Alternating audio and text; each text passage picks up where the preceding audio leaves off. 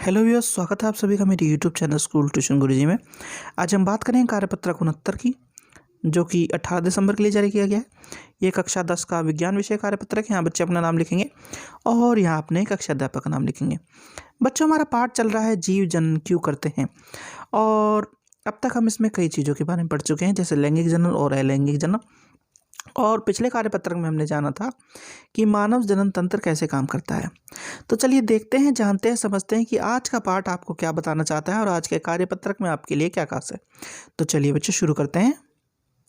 निषेचन, यह विधि जिससे नर युग्म व मादा युग्म आपस में मिलकर युग्मज बनाते हैं उसे निषेचन कहते हैं।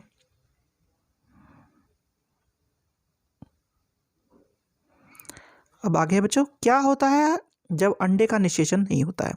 यदि अंड कोशिका का निषेचन नहीं होता तो यह लगभग 1 दिन तक जीवित रहता है। अंडाशय प्रत्येक माह एक अंडे का मोचन करता है। गर्भाशय की अंदरूनी दीवार मोटी व स्पंजी होती है। निषेचन न होने पानी की स्थिति में इस परत की आवश्यकता नहीं रहती।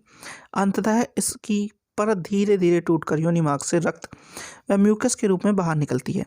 ये चक्र लगभग हर माह होता है। अतः इसे ऋतुस्राव, मासिक चक्र या रजोधर्म भी कहते हैं। अब आती है बात बच्चों जनन स्वास्थ्य की। जनन स्वास्थ्य, यह वह अवस्था है जब व्यक्ति प्रजनन के लिए शारीरिक, भावात्मक, व्यवहारिक व सामाजिक रूप से पूर्ण रूप से स्वस्थ होता है। यह एक व्यक्ति के लिए बहुत महत्वपूर्ण है कि वह अपने जनन स्वास्थ्य का पूरा ध्यान रखे, पौष्टिक आहार ले व प्रजनन अंगों की स्वस्थता का पर पूरा ध्यान दे। अब बात आती है बच्चों परिवार नियोजन की आवश्यकता की। तो परिवार नियोजन न केवल माता पिता व उनकी संतान के लिए उपयोगी है, बल्कि समाज व राष्ट्र के लिए भी महत्वपूर्ण है। बच्चों के जन्म को नियंत्रित करके राष्ट्र की अर्थव्यवस्था व अन्य सूत्रों का संरक्षण किया जा सकता है। सुरक्षित यौन संबंध या HIV एड्स, बहुत से रोग ऐसे हैं जो यौन संपर्क के कारण फैलते हैं, जैसे कि कवक, विषाणु का संक्रमण, मत से होना। HIV एड्स बहुत ही घातक बीमारी है, वह अत्यधिक संक्रामक है। यह असुरक्षित यौन संबंध से फैलता है। यदि किसी अवरोध जैसे कॉन्डोम का उपयोग किया जाए तो यह रोग एक साथी से दूसरी साथी तक नहीं पहुंचता है। अब बच्चों परिवार नियोजन के उपाय। तो पहला है यांत्रिक अवरोध। इस विधि में के द्वारा नर शुक्राणु अंड कोशिका के पास नहीं पहुंच पाते हैं, उनके बीच में अवरोध होता है, उदाहरण कॉन्डोम। फिर है हार्मोन के असंतुलन में परिवर्तन। इस विधि में हार्मोन के असंतुलन के कारण समय पर अंडकोश का मोचन नहीं हो पाता, अतः निषेचन नहीं हो पाता। यह असंतुलन गर्भनिरोधक गोलियां या इंजेक्शन के द्वारा होता है। लंबे समय तक इनका सेवन करना स्वास्थ्य के लिए हानिकारक है।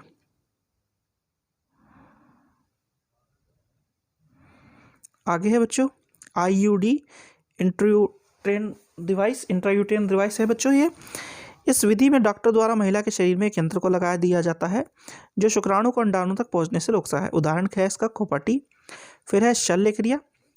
इस विधि के द्वारा युग्मज का स्थानांतरण रुक जाता है। पुरुषों में यदि शुक्र वाहिकाओं को अवरुद्ध कर दिया जाता है जिसमें शुक्राणु का स्थानांतरण रुक जाता है, इसे वैस्कोटोमी कहते हैं। और महिलाओं की अंडवाहिनी को अवरुद्ध कर दिया जाए तो अंड गर्भाशय तक नहीं पहुंचता और निषेचन नहीं होता, इसे ट्यूबोटोमी कहते हैं बच्चों। तो बच्चों ये तो बात हुई आपकी वर्कशीट की। अब जरा प्रश्नोत्तर देख लेते हैं। पहला प्रश्न है, निषेचन क्या है, क्या होता है जब अंडे का निषेचन नहीं होता है।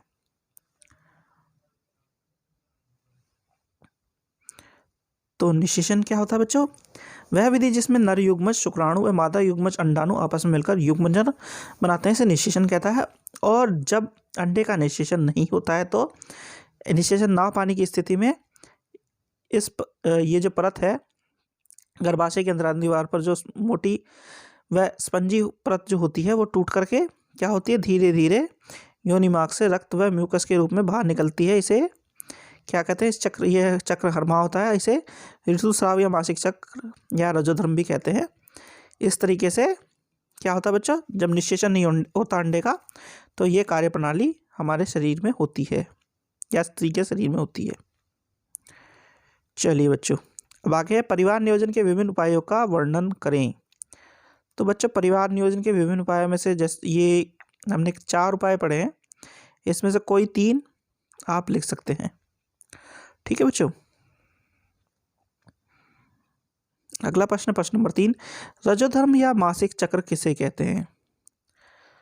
तो अभी जैसा कि हमने पढ़ा बच्चों कि जब अंडे का निषेचन नहीं होता है तो वो टूट करके धीरे धीरे योनि मार्ग से म्यूकस या रक्त के रूप में बाहर आता है, जो कि हर माह होता है, चक्र के अनुसार हर माह होता है।